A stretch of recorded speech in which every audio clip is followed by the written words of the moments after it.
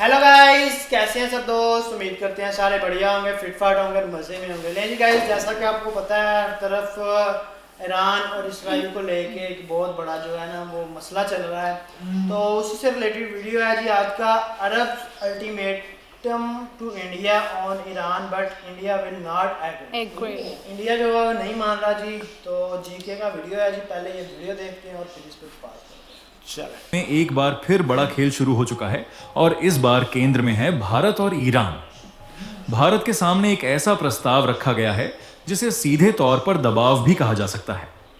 अरब देशों का एक समूह चाहता है कि भारत उनके साथ खड़ा हो और उनके बनाए गए प्रस्ताव पर अपनी सहमति दे। यह मामला केवल एक सामान्य कूटनीतिक अपील नहीं है, बल्कि इसके पीछे एक बड़ी रणनीति छुपी हुई है। दरअसल अरब देशों ने मिलकर ईरान के खिलाफ एक सख्त मसौदा तैयार किया है। इस मसौदे का उद्देश्य है ईरान को अंतर्राष्ट्रीय स्तर पर पूरी तरह अलग थलग करना। पिछली बार भी इन देशों ने संयुक्त राष्ट्र में ईरान के खिलाफ एक प्रस्ताव लाने की कोशिश की थी, लेकिन उस समय उन्हें पर्याप्त समर्थन नहीं मिल पाया और प्रस्ताव कमजोर पड़ गया।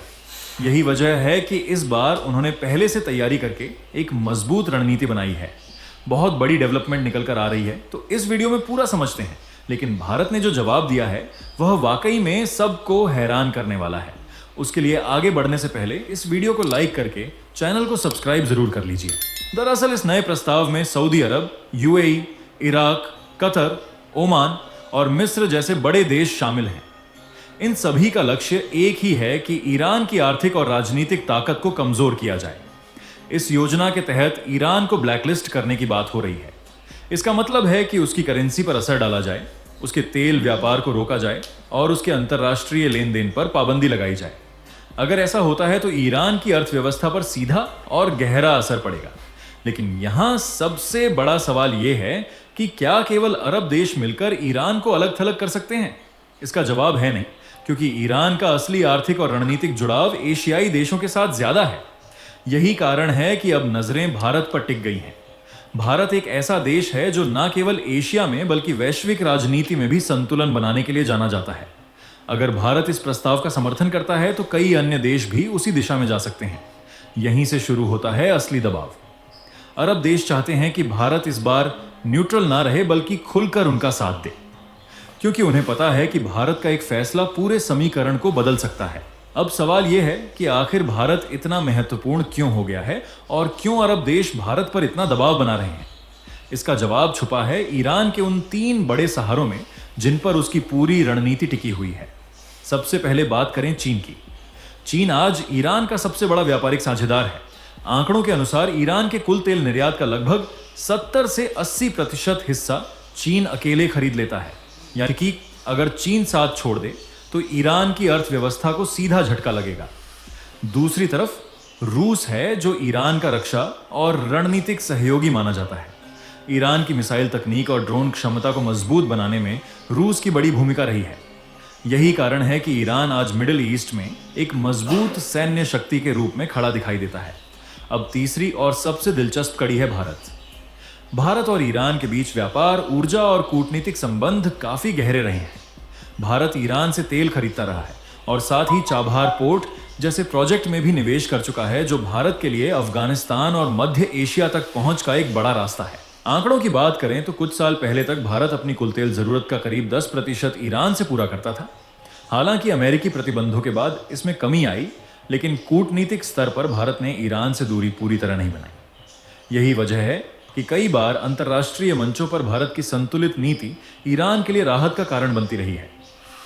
अब अगर भारत इस नए प्रस्ताव पर साइन कर देता है तो इसका मतलब होगा कि ईरान के 3 बड़े सपोर्ट सिस्टम में से एक कमजोर हो जाएगा। और यही चीज अरब देशों के लिए सबसे ज्यादा जरूरी है, क्योंकि चीन और रूस को मनाना आसान नहीं है, लेकिन भारत को कूटनीति के जरिए प्रभावित किया जा सकता है। इसी रणनीति के तहत ओआईसी के ज्यादातर देशों को पहले ही तैयार किया जा चुका है। अब कोशिश यह है कि एशिया और यूरोप के गैर मुस्लिम देश भी इस प्रस्ताव के साथ जुड़ जाएं, ताकि ईरान पर वैश्विक दबाव बनाया जा सके। यही कारण है कि कतर की राजधानी दोहा में एक बड़ी बैठक आयोजित की जा रही है। इस बैठक में कई देशों के विदेश मंत्रियों को बुलाया गया है और खास तौर पर भारत के विदेश मंत्री एस जयशंकर को भी आमंत्रित किया गया है। कतर के विदेश मंत्री ने साफ तौर पर संकेत दिया है कि भारत अगर इस प्रस्ताव का समर्थन करता है तो अरब देशों की रणनीति को बड़ी ताकत मिलेगी। लेकिन अगर भारत मना करता है तो अरब देश अपने रिश्तों को नए नजरिए से देख सकते हैं। यहीं पर भारत के सामने सबसे बड़ी कूटनीतिक चुनौती खड़ी हो जाती है। अब यहां से स्थिति और भी दिलचस्प हो जाती है, क्योंकि भारत एक ऐसे मोड़ पर खड़ा है जहां हर फैसला उसके लंबे समय के हितों को प्रभावित कर सकता है। भारत की विदेश नीति हमेशा से संतुलन और रणनीतिक स्वायत्तता पर आधारित रही है, यानी किसी एक पक्ष में खुलकर खड़े होने से बचना।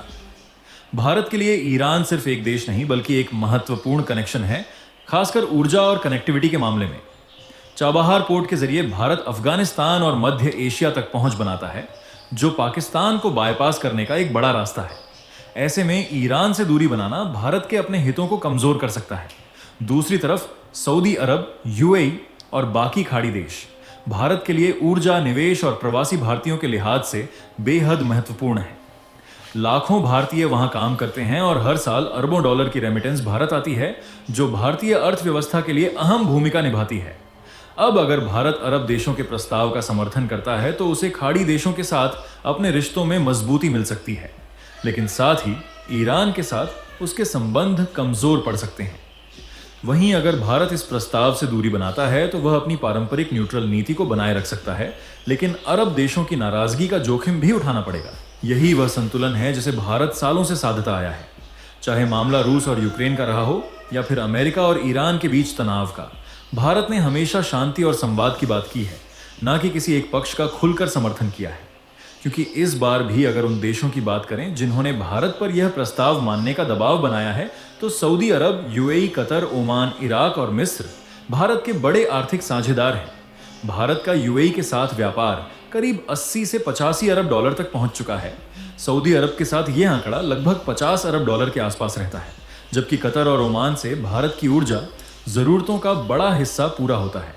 यही नहीं, खाड़ी देशों में करीब 80 लाख से ज्यादा भारतीय काम करते हैं और हर साल अरबों डॉलर की रेमिटेंस भारत भेजते हैं, जिससे भारत की अर्थव्यवस्था को सीधा फायदा मिलता है।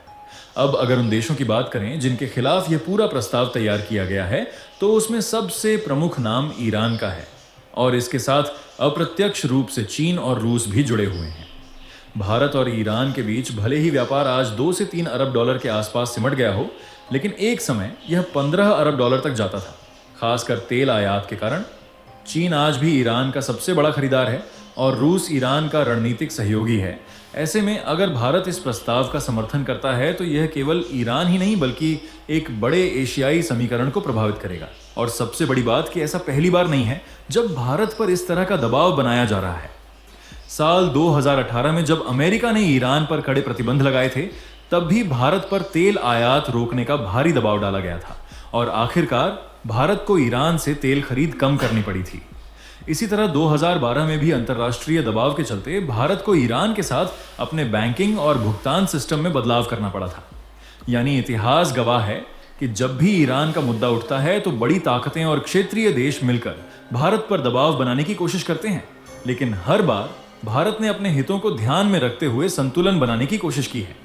फिलहाल अब कतर के दोहा में होने वाली यह बैठक भारत के लिए एक परीक्षा जैसी है, क्योंकि यहां लिया गया फैसला केवल एक प्रस्ताव तक सीमित नहीं रहेगा, बल्कि यह तय करेगा कि आने वाले समय में भारत किस दिशा में अपनी कूटनीति को आगे बढ़ाता है।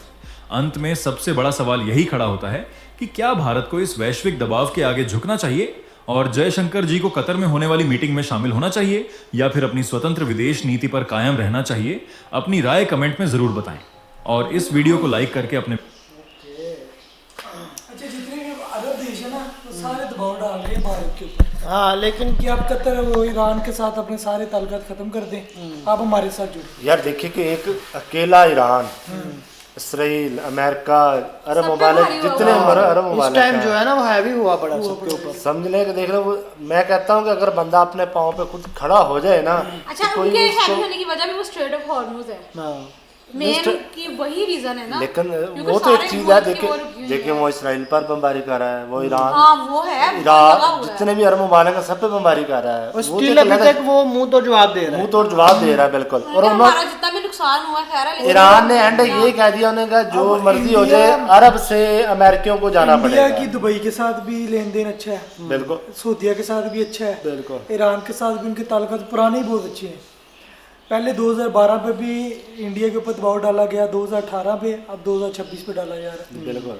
कि उसको पता है मैं चीन ने और रशिया ने हमारी बात नहीं सुनी, अब हमने सारा दबाव लेकिन इंडिया जो है ना, इंडिया किसी के दबाव में आता नहीं, नहीं आता, वो वही करता है जो उसको इंडिया सही बीच का रास्ता कोई निकालेगा। अब देखो क्या बनता है, क्योंकि इंडिया जब रशिया और यूक्रेन का वार हुआ था तब भी इंडिया ने किसी एक का साथ नहीं, उसे बीच का रास्ता निकाला। अच्छा ये अब कतर में मतलब बैटल हो रही है मेरे ख्याल में। जब सारे अमेरिका ने इंडिया के ऊपर वो है। टैरिफ लगाया था कि रूस से आप तेल ना ले, हमसे ले, तो तब भी इंडिया ने उनकी बात नहीं मानी थी। हाँ बिल्कुल, टैरिफ को मतलब उन्होंने कबूल हाँ, कर लिया 50% था, बिल्कुल लेकिन था। ये नहीं कहा था कि हम आपके साथ लेंगे। यार होना भी ऐसे चाहिए, मैं खुद कहता हूं हर इसलिए मुल्क की इंडिया जो है ना होती वो किसी टाइम पे कुछ भी कर सकता है। बिल्कुल भाई वो ताकत रखता है, किसी टाइम पे यार कुछ वो भी कर अभी एशिया सुनने में बात आ रही है कि जो वॉर है ये वर्ल्ड वॉर 3 की तरफ जा रही है। बिल्कुल अगर अभी ये पूरी वार दुनिया अगर ये जाहिर चलती सी रही बात ऐसे ही है, तो। अगर ये वार नहीं किसी कंट्रोल में आएगी तो जाहिर सी बात है सारी फिर ये दुनिया इससे आहिस्ता दबाव में आहिस्ता अच्छा ये ईरान की जो वार है ये पूरे देशों पे भारी पड़ रही है, हाँ ऐसा ही हर है। देशों को नुकसान अच्छा है। अमेरिका ने ये सोचा नहीं था कि ईरान जो है वो जहाँ तक पहुँच जाएगा। बिल्कुल ऐसे उनको ये लगा था कि इनके सदर को हम मार देंगे तो ये समझ लें जो हम कहेंगे ये वही बिल्कुल करेंगे। ऐसे ही जैसे लेकिन उन्होंने भाई लेकिन वो उल्टी पड़ गई ना उनपे। हाँ हाँ, अगर ईरान की जगह कोई भी और मुल्क होता, पाकिस्तान होता जो सबसे पहले पीछे हट जाना था। बिल्कुल भाई घुटने टेक लेकिन उन्होंने अभी तक जो है ना वो मुंह बाकी तोड़ जवाब देश दिया। कोई अमेरिका के खिलाफ जाते ही नहीं है। हाँ यही बात है। बाकी गाइज आप क्या कहते हैं इस वीडियो से रिलेटेड कमेंट सेक्शन में लाजमी बताइएगा। मिलते हैं अगली वीडियो में, रखें बहुत सारा ख्याल, गुड बाय।